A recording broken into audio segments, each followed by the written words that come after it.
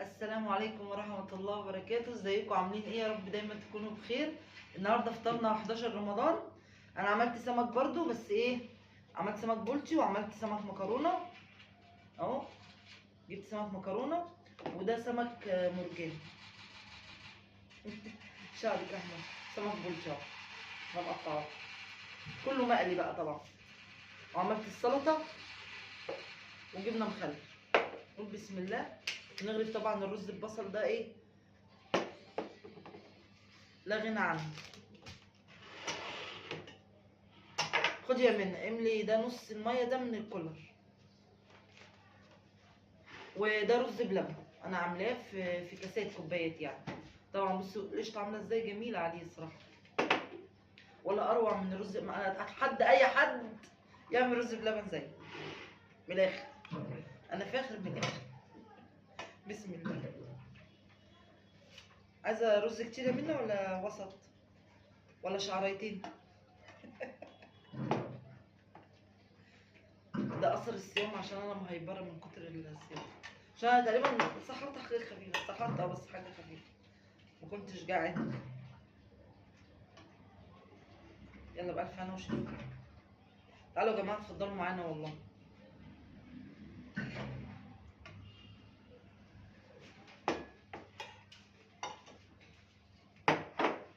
سانكس منا.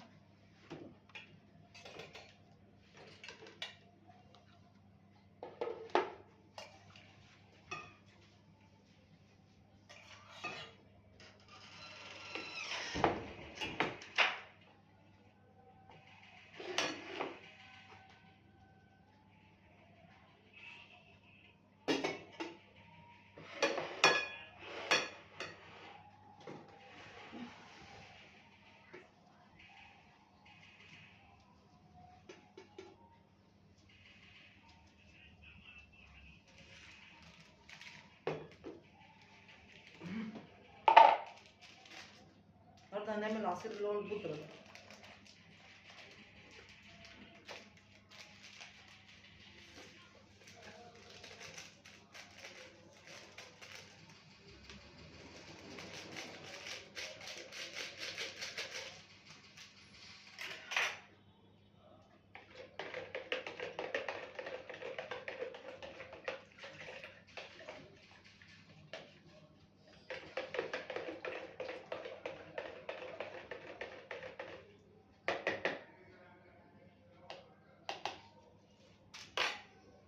إيه، احمد انا نسيت اجيب الكوبايات اصب فيها العصير.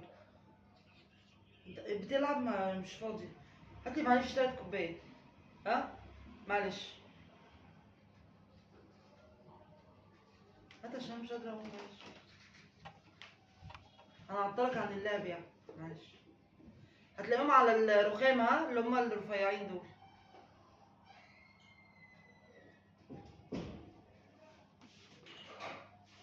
يلا عشان المغرب هيدن اهو.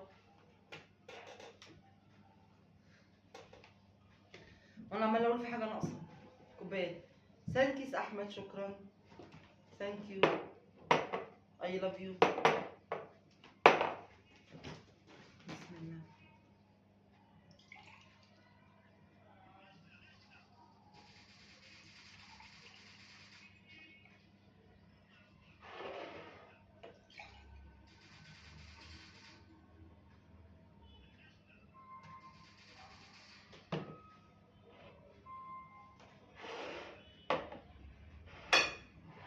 وده كان فطارنا النهارده، رز بالبصل بتاع السمك طبعا ده معروف، وجبنا سمك والسلطه والمخلل والعصير والرز بلبن ده طبعا تحليه بعد الاكل.